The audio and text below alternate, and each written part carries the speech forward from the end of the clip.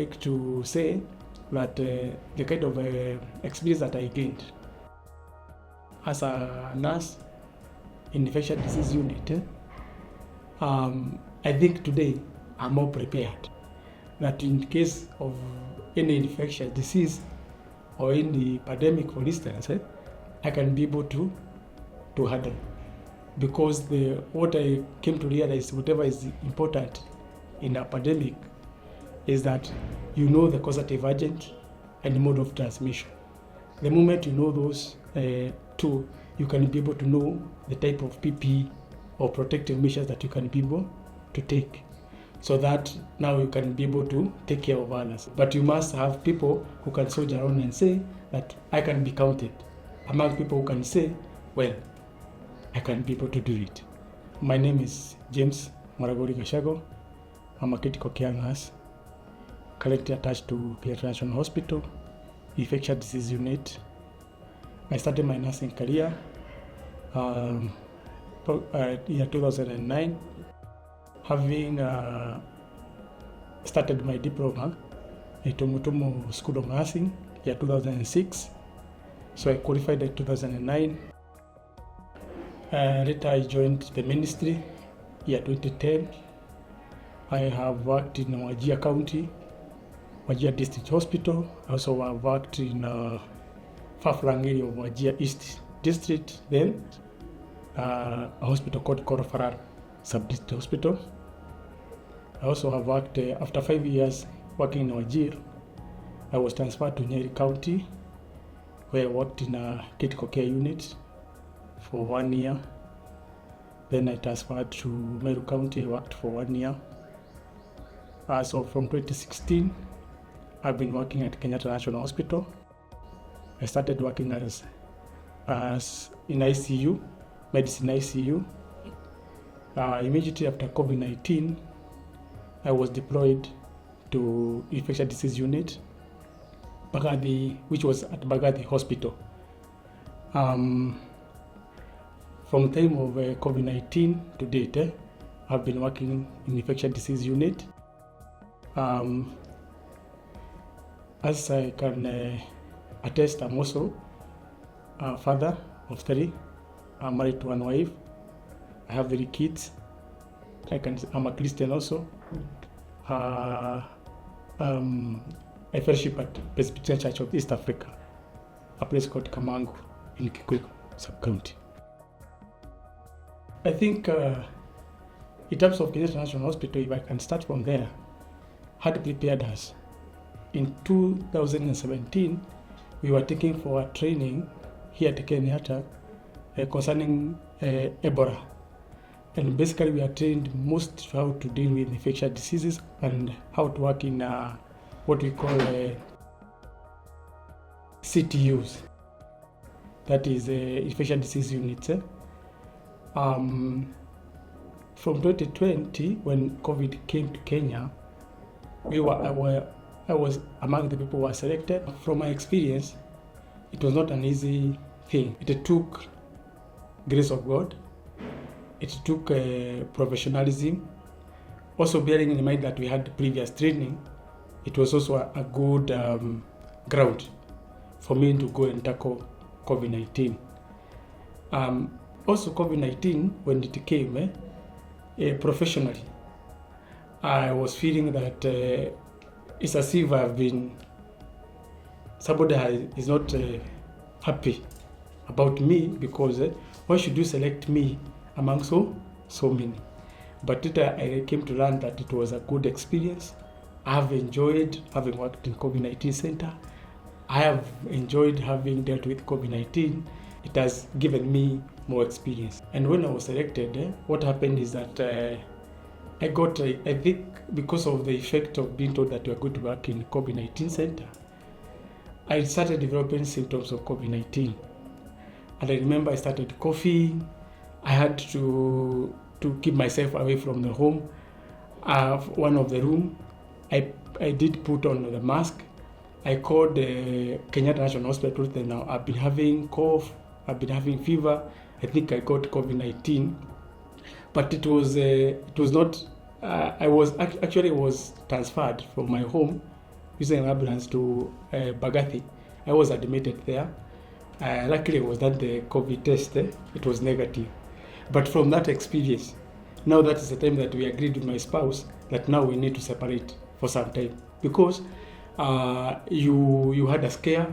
If it was really that you had an infection, you could have infected us. In fact, when I was being discharged from Bagathi, I did not find them at home. I did organize for them for the transport. They went to the rural area. So I was left alone all the time that we have been tackling COVID-19. I think it took around 6 months that she came back. After now, we were able to know more about the COVID-19 and the measures that we could take to protect ourselves. It was easy for her because the feeling was either you take off, you just resign, leave the work, or it is between the family or work. It's not an easy thing for me because now I'm feeling that now I'm going to lose the family. At the same time, I'm going to lose my job.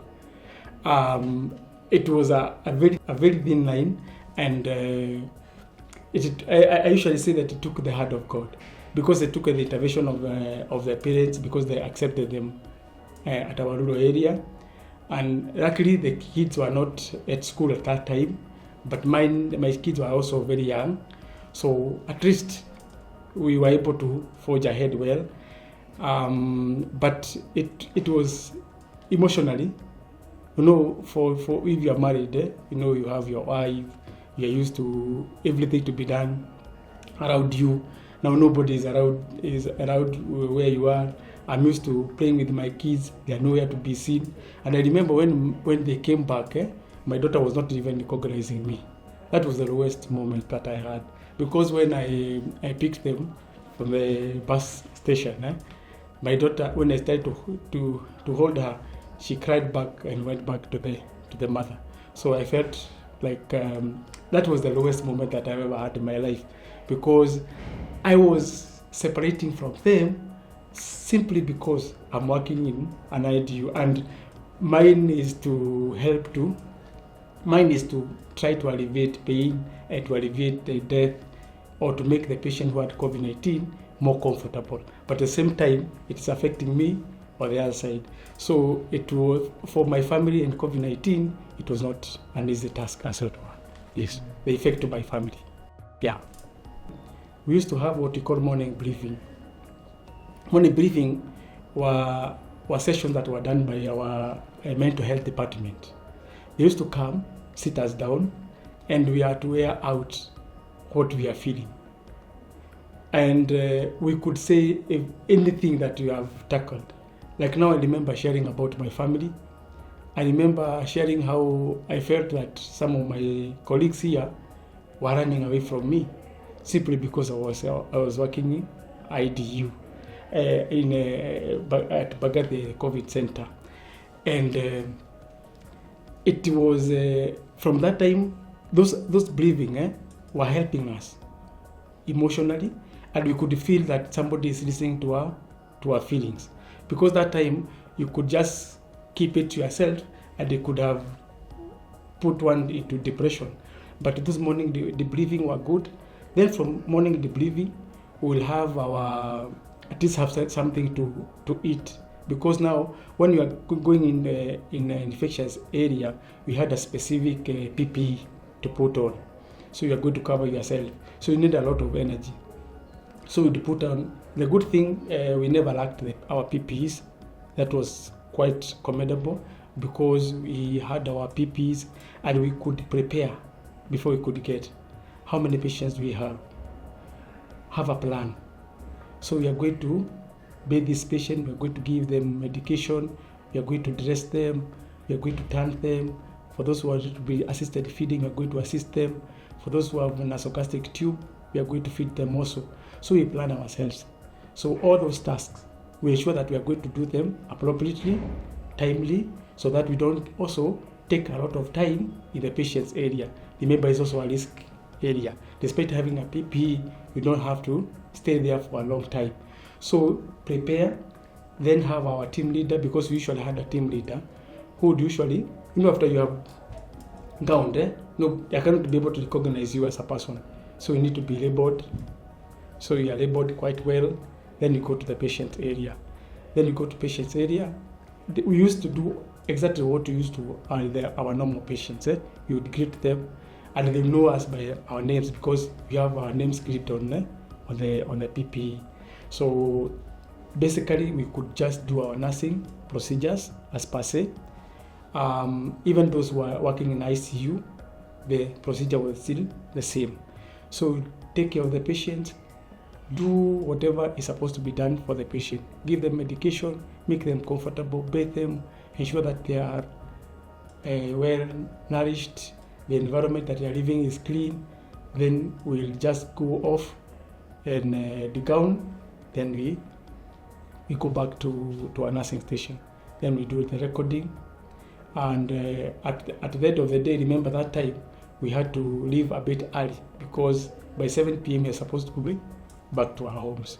That was basically how we were working in Mbagathi COVID center. One thing about COVID-19, it came with a lot of anxiety. There was a lot of anxiety. Like me, I had issue to do with, I was very anxious. Most of the time I was thinking on how things are going to end.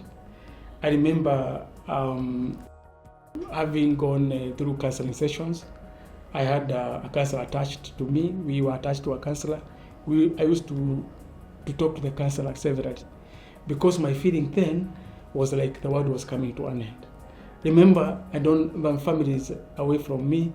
I'm not sure whether if I get this infection, whether I'm going to get out of it. So the anxiety that came with it was a great issue. How to come out of how we have dealt with the anxiety was that those counseling sessions, they were very good. We were able to be able to cope. I was in a rented area. People will know that I'm a health worker.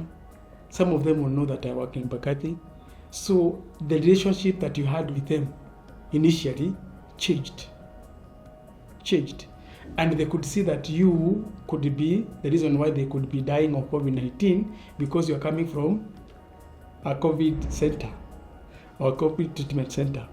So I think that one, to me, the remedy for it is to ensure that if there is any pandemic, ensure that the public get the correct information. Not seeing that the health worker as a person who is more infectious, but seeing a health worker as a person who is trying to cut off or try to minimize the spread of the disease. Another thing that was a challenge, remember there was no churches then. The issue to do with spiritualism and religion. I remember my church was a great support to me, the Presbyterian Church at Kamango.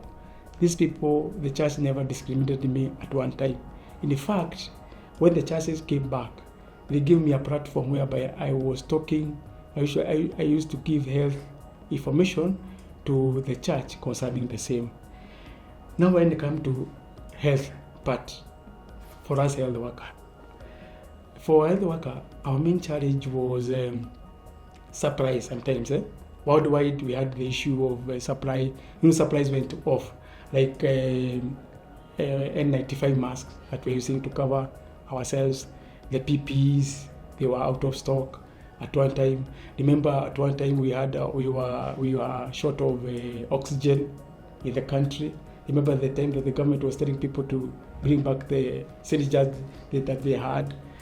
So for me, I feel that as a country or for policy, we should always be prepared, and we should have those materials that can make those PPEs available in our country, so that even if we go back to pandemic or we have a pandemic, we can be able to tackle it, so that we don't have the issue of supply of required PPEs during a pandemic.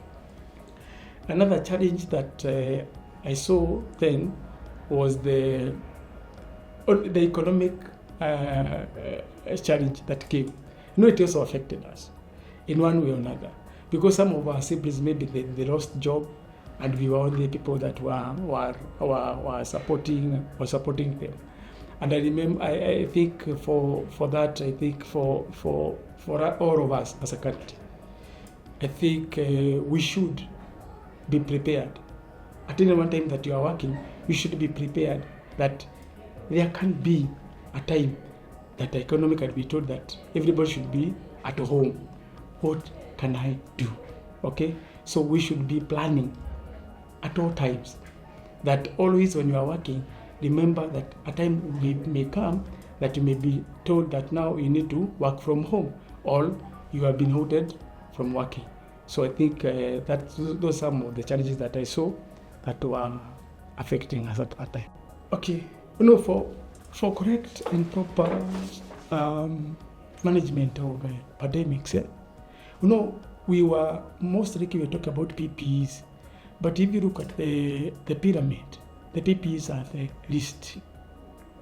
The first thing is to try and eradicate the causative agents. Okay? So, whereby you try as much as possible, if it is disinfection, it can be done, okay? To avoid the disease spreading. Another thing that can, in that pyramid, also to do with the susceptible host. Susceptible host is who is this person who is likely to get the infection. Okay? What can we do to the person? Do we do the immunization? Do we do health education? Do we improve the facility that they are living in? Another thing that also we should recommend is issue to do with engineering, medical engineering. Medical engineering, I mean that the facilities that we are using, they should be compatible to the growing or arising of pandemics. For instances, whereby we have negative pressures, okay? They're called negative pressures, whereby the air circulation is controlled. We ensure that facilities that are around our country have those negative pressures, so that at the end of the day, in case we are always prepared, as I said earlier, we are always prepared, or we live as if we have the pandemic now. Okay? Now the issue now of PPEs will come far much later, because now PPE will come after now we have gotten the infection. But you have already done measures to prevent it from spreading, so that we don't have the person already infected.